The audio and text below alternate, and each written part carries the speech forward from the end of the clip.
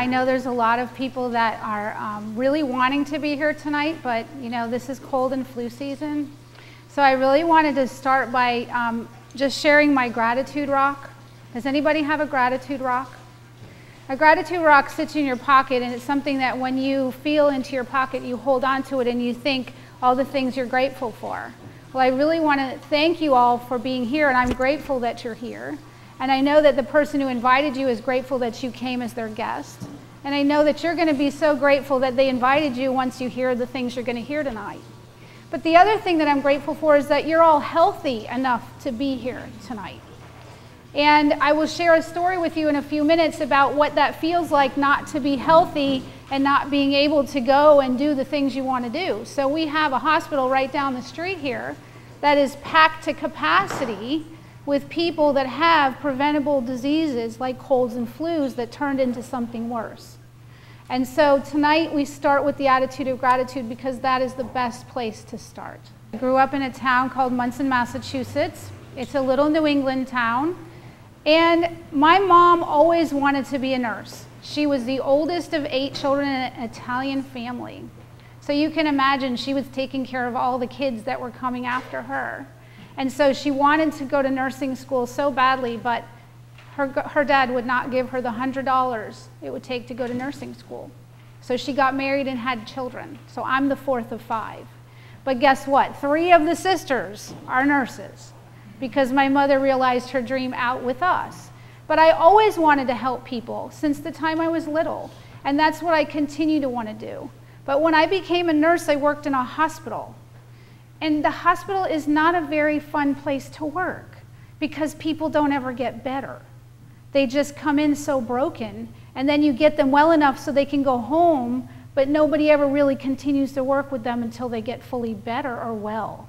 And so that's what's fueled my passion to help to explain people that there's a difference between being sick and better, or better and well. And so what I ended up doing in my career is continue to keep learning, and Jan says it's a thirst for learning. I have an incredible thirst for learning because I know that the things that I'm learning and then I turn around and share with you and you put into use, they work. And it's amazing to see the changes that happen. So when someone is broken or their health system lets them down because their habits or their choices that they make have a compound effect throughout the years. And so it might not matter to you if you think, well, I don't eat enough fruits and vegetables, or I don't drink enough water. Well, it might not matter for a day or 2 or 3 or a week or 2 weeks, but guess what? If you did that for your entire lifetime, the organs do break down. And so with my old practice, I was writing those prescriptions all the time. Oh, I get 4 sinusitis every winter. I have my 2-week bronchitis, and I just have to get that Z-Pack. Well, no, that's not the way it is, because guess what?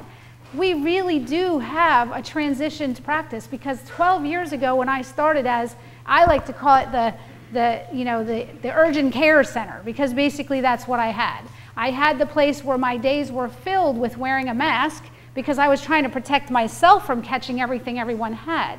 Well, when we started to share different tools of the toolbox as I learned them, and that's what the key is. It's as I learn them. I'm a work in progress, and as I add new tools to the toolbox, you can add more to yours. So when we added the tools to the toolbox, all of a sudden we started seeing wellness happen before our eyes. How is that so awesome to feel when you know that someone who's always had bronchitis or sinusitis or children with asthma can actually go through a winter or 2 or 3 and they don't even have to use their inhaler anymore. They can throw it out because it's expired, not because they ran out and need more.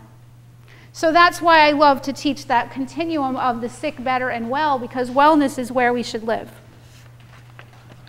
When I decided to be a nurse practitioner, I really thought that it was going to be something where I would just sit in a room and listen to someone tell me their story, and then I would just pick choices from all the medical jargon that I learned. And so the choices that we had to choose from were what? Medications and testing and more medications and therapies and those types of things. Well, what I have done now, and I'm doing tonight with you, is I'm giving you full permission to take full responsibility for your own health. There has never been a time that's more important than now with the changing healthcare that we are going to see. Nobody knows what it's going to look like. Everyone asks me, what's going to happen to your practice when this whole Obamacare thing takes over? I have no idea, but I can tell you what, I don't want to be sick in the future. Now, about 9 weeks ago, I physically laid in a bed for 10 days at Waterman Hospital. Me, in the peak of my life. I'll be 50 in June.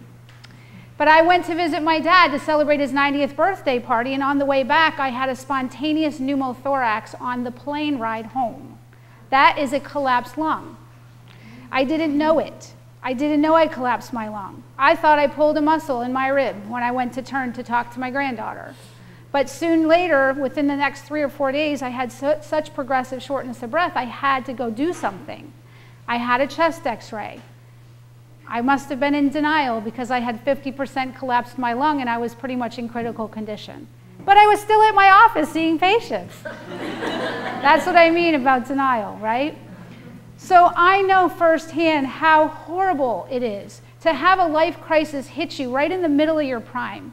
Because if I had died on that plane, it would have been a high note for my family as far as the fact that we had just spent such a wonderful 6 days together. We had just celebrated a beautiful event, and that would have been the high note as far as, hey, we had seen each other and said goodbye. But who knew when I was saying goodbye to come back to Florida that that might not have been the goodbye? It still rocks me. It rocks me to my core. It's 9 weeks ago I got out of the hospital, and I'm still not fully recovered. I'm not completely well yet. But guess what? My intention to become well is there. And that's all you need.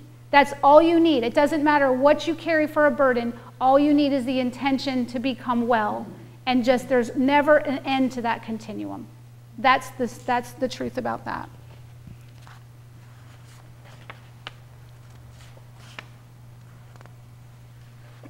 So tonight what I'd like to do is share with you those tools from my toolbox. And what I will talk about is briefly, this is not a talk on any one specific topic. What I want to share with you is these tools are such vital tools that they all have equal weight in the toolbox. You cannot use one tool and think that you're going to provide your body wellness. You have to use them all in conjunction. So we'll cover a little bit about bioidentical hormones.